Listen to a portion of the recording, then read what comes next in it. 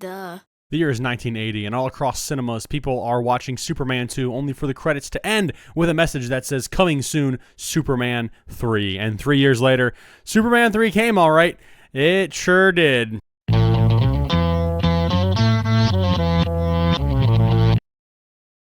Hello, ladies and gentlemen, I'm Kay Swope. In this video, we are going to be reviewing Superman 3. So here's how this is going to work, ladies and gentlemen.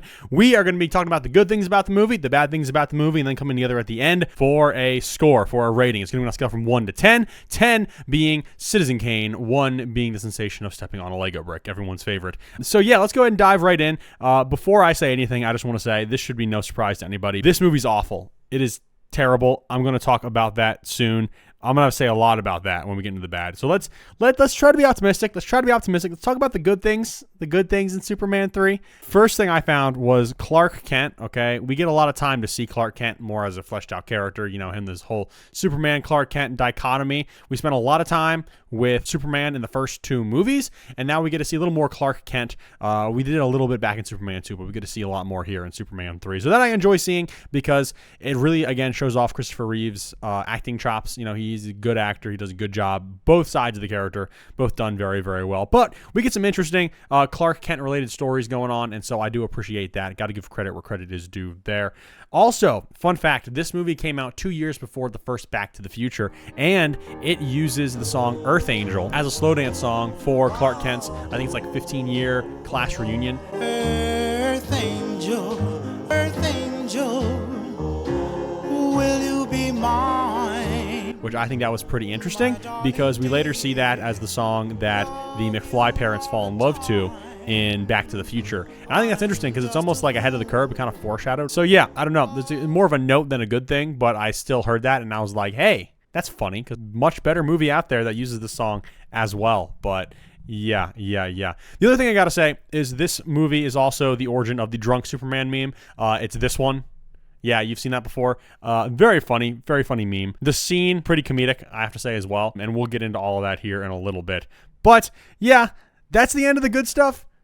It's not much. This movie is bad, and I'm going to tell you all the reasons why. So for one, actor-comedian Richard Pryor plays a really big role in this film. Now, truth be told, I don't think I've seen a single other film with Richard Pryor in, to be completely honest. Now, I'm not going to critique him specifically, okay? Because like I said, I don't know him well enough to, you know, say if he's a good actor or a bad actor, but his character is idiotic and insufferable in this film, and he's a computer whiz, okay, who just, like, here's some lines from the movie, okay? These are lines from the movie. So, for one, he's using computers, okay, and he's able to do something. I don't remember what it is, but his supervisor comes in, he's like, how'd you do that? And he says, I don't know, I just did it. That's not how computers work, buddy. You don't just do it on computers. I don't think anyone, like, you can be a natural learner at computers. You know, I'm not a huge computer guy, but I know enough about computers to know that they're very complex and that you have different systems and programs linking to other systems and programs. And I have a general idea of what binary code means, not so much how it works, but what it means, how to use it, that kind of stuff, sort of a little bit.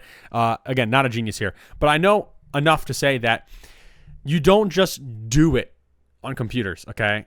And I think this movie, too, also is really fascinating because computers are a very big plot point in this film. And I don't think that's a bad idea, but the people writing this movie knew literally nothing about computers and just thought that, hey, you can do just about anything with computers.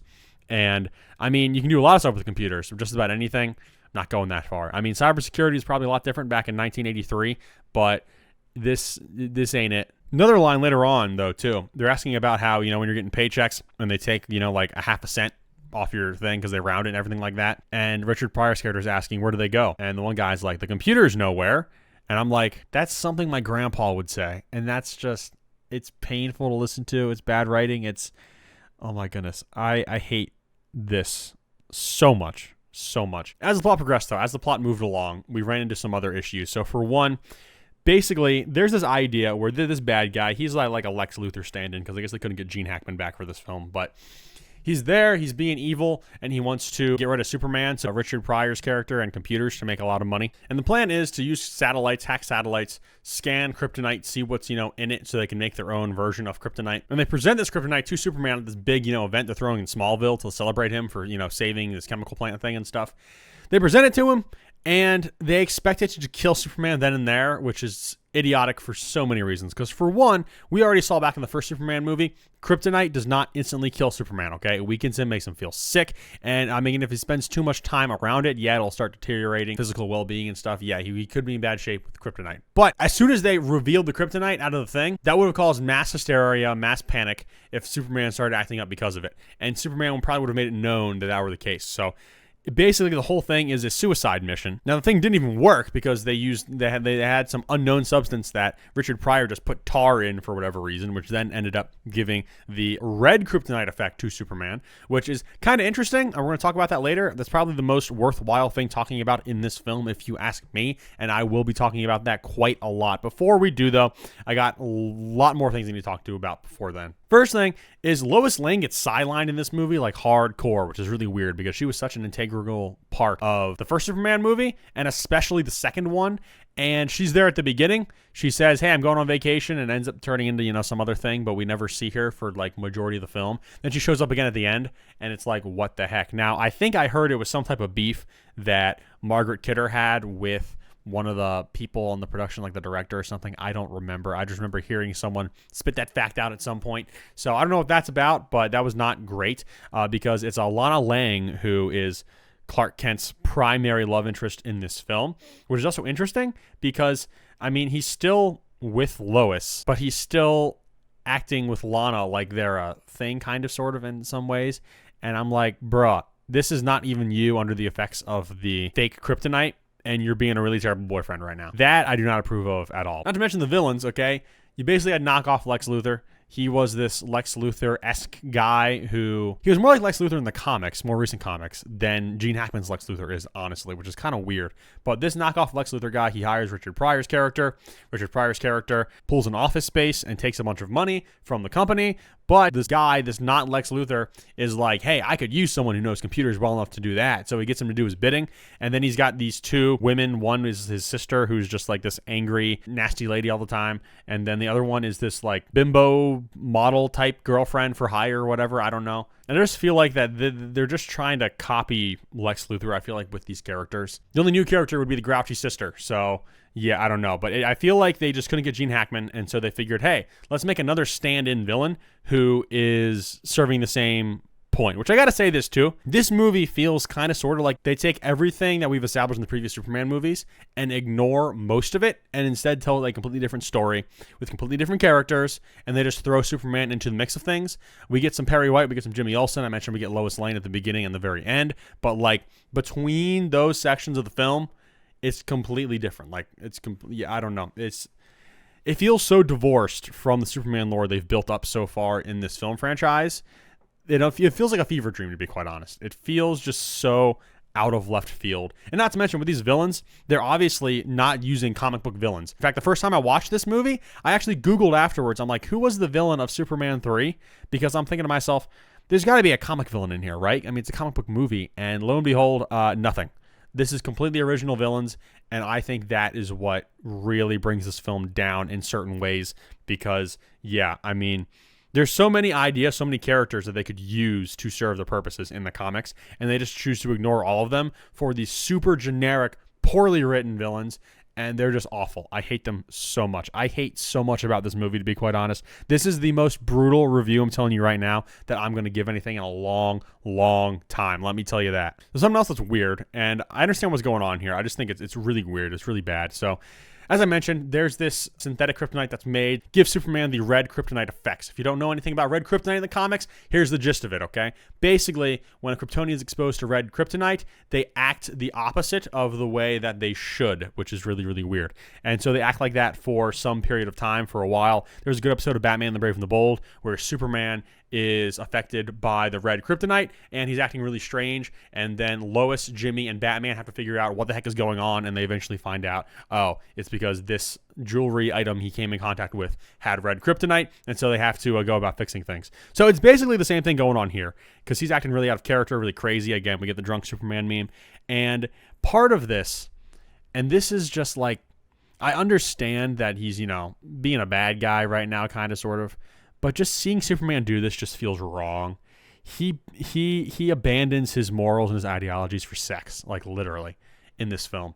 Because he has the bimbo, I don't know, supermodel or whatever, pair of legs that the bad guy is working with. He basically tempts her into seducing Superman into destroying this boat that's hauling all this oil, just for the sake of, you know, stuffing things to help the bad guy pursue his goal. And yeah, it's so seeing Superman do that just feels so nasty. It feels so disrespectful to the character, even though I know he's under the influence of the not red kryptonite, and I get that, but it's just bad. So much of this film is just bad. Like when Superman destroys the bowling pins when the kid's bowling, like that's bad. He just throws it and the pins shatter and no one thinks twice about it. It's like, come on, guys. Come on. This film also starts using slapstick comedy for some reason. It's, I don't know, like from like the opening credits, it's just like, it's so slapsticky and you're like, what am I watching? Not to mention the score is pretty lame unless they're borrowing the, you know, iconic John Williams Superman theme, which they do. Not super mad about that, but I will say, you know, just not a fan in general of the new score. Not great. So the other thing too, Gus, that's Richard Pryor's character's name. I'm just remembering that now. He faces no consequences at the end of this film, and that is terrible because he deserves some bad consequences. He stole from a corporate business. He then used the corporate business to do all kinds of terrible crimes, and he just gets off the hook at the end. The other people, they suffer in some way, shape, or form, but Gus gets dropped off at a coal mine, and he's like, hey, give this guy a job, and then he just flies off. And I'm like, dude, what is this? I thought you were over the red kryptonite stuff already. This is bad. So also in the thing, Lana Lang, she's divorced. She had a son with some other guy. I don't know who exactly. They kind of talk about him, but he's not really important. And this kid, he's the worst. Like he's a dweeb. You know, he's being made fun of from other kids, but I mean, he kind of deserves it. Not a good character. He does everything wrong. I feel bad for the kid. I mean, if he stinks, he stinks, and he does stink. Not to mention too, there's this character that comes in who's trying to hit on Lana Lang the whole time. And he's like some old, like washed up jock from high school. He's, you know, one of those stereotypes, you know, I was hot stuff. I peaked in high school and now I'm a security guard who's like overweight and has, you know, very poor choices of facial hair. And he looks just like Gus Johnson. And it is hilarious because I was watching the whole movie and I'm like, why does that guy look so familiar? And then I'm like, oh, wait a minute. You look like Gus Johnson. That makes a lot of sense. And you act like him as well. How about that? So that was funny. It's not good. It's very bad, but it's funny at least. So I guess I can end on a somewhat positive-ish note here. But that all being said, this movie is one of the worst movies I've ever seen. In fact, you know what? I'm going to give you a bit of a spoiler. I was going to save, you know, my letterbox, my bottom superhero comic book films for a later date, maybe like an anniversary, something like that. But you know what? I'm going to share with you where this one ranks. I have seen 111 live action comic book movies. Now, these are movies that are based on both, not necessarily comic books, but comic strips as well. So I like the Dennis the Menace films in here and stuff too. There's a lot of options. I've watched 111 films that I've logged, and I've ranked them all as well. And ladies and gentlemen, Superman 3 is number 111. This is one of the worst movies I've seen in my entire life. I hate this film. I'm not going to lie. I dreaded going into watching this, but I figured, you know what? Building up to Superman, the new one, nothing can be worse than this. I'm going to watch it one more time for this review, and then, you know what? If I'm lucky, I'll never watch it again in my life, and that's what I'm hoping for. So that being said, ladies and gentlemen, on a scale from 1 to 10, Superman 3 gets a 0. It gets a freaking 0 out of 10. I hate this film so much. It is bad. I don't know how to describe how much I dislike this film. It is awful. It is one of the worst movies I've ever seen, and it is the worst superhero movie I've ever seen. So, ladies and gentlemen, congratulations. You're witnessing that. You're witnessing that right now. This is the first 0 this is the first literally so bad I cannot put it on my scale superhero film. It's terrible. In fact, not just superhero film. Worst film I've reviewed so far, to be quite honest. I can find redeeming qualities in Batman and Robin. I can find redeeming qualities of this, and that. This movie has almost no redeeming qualities and no redeeming qualities of substance. I had to stretch as far as humanly possible to get 3 good things to say about this film, because it is Superman 3 after all, so, you know, pun intended there. But yeah, no, this film is horrible. It is garbage. And ladies and gentlemen, it's not even the worst ranked Superman film. That one going to Superman 4 of the Quest for Peace, which I will be reviewing next week. So make sure you guys stick around, hit that subscribe button, because we will be diving into that. Then, of course, we'll be going on, continuing with Superman Superman Returns, and then, ladies and gentlemen, James Gunn's new Superman film coming out, which I'm super hyped and excited for. Hopefully you guys all are as well. So hit the subscribe button, ring that bell for notifications, and of course, if you like this video, drop a like. If you have any other differing opinions on Superman 3, let me know. Maybe there's something I'm missing that makes it not complete, utter dog crap that I've been looking at before. So please try to enlighten me, because I hate this film so much. But ladies and gentlemen, that's going to wrap things up for me. I'm K-Swope. Thank you for watching this unhinged rant against Superman 3, and I will see you in the next one.